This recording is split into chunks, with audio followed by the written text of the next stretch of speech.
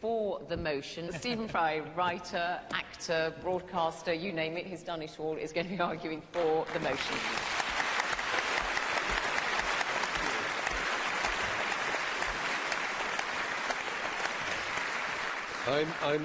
I was very disappointed. Dear Tristram Hunt, who's a marvellous MP and a splendid man and a very fine historian, he actually used the phrase slippery slope. The very fact we want to return the friezes and the metopays of what now everybody is far too embarrassed, only very recently, to call the Elgin marbles, the very fact we want to return them to the place where they were born does not mean that the Rosetta Stone is going to go back to Egypt. As has already been said, the idea that a museum is some whole, perfect, finished Victorian idea of a kind of a pantechnicon of all world knowledge is nonsensical. Like all things, it changes. And my proposal to you is very simple. How classy it would be if you went in to the British Museum and in the place where now you see the friezes that Elgin took, you saw a film of how they were cast, because they can be cast, unlike a painting, which you can only photograph.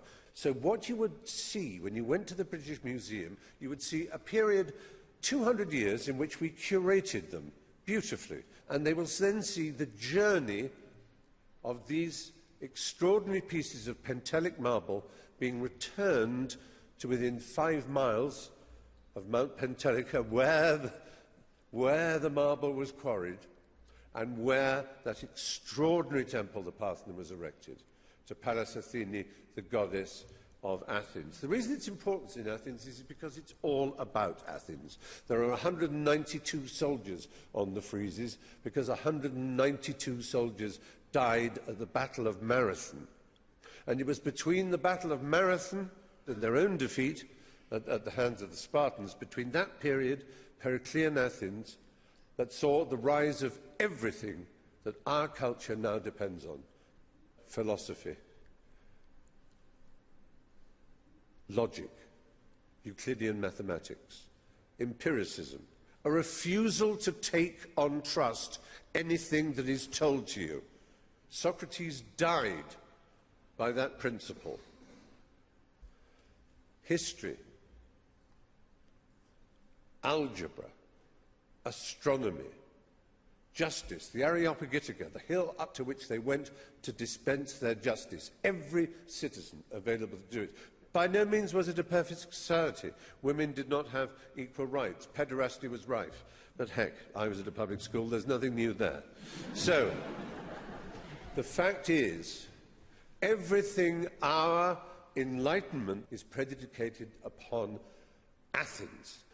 And around that time, the Enlightenment, it so happened the Ottoman Empire had completely overtaken Greece. Now, the idea that it was a legitimate purchase by John Bruce, the Earl of Elgin, is like saying the American ambassador to the Netherlands went to Amsterdam when the Nazis had invaded and did a deal with the Nazi ruler of Holland to buy Rembrandt's Night Watch. And it was all signed, yes. We are the Germans, we own Holland, they are under our occupation, and you can have it, it's yours. And then the Congress then said, yep, it's perfectly legal, we now own the Night Watch. Greece was under occupation 9 years after. 9 years after Elgin took those, raped those beautiful and extraordinary pieces of history. Byron died for that cause. There are more statues of Byron in Greece than there are in Britain. And the Greeks started their war of independence against the Ottoman Empire, which they eventually won in the 1830s, 1832, I think it was.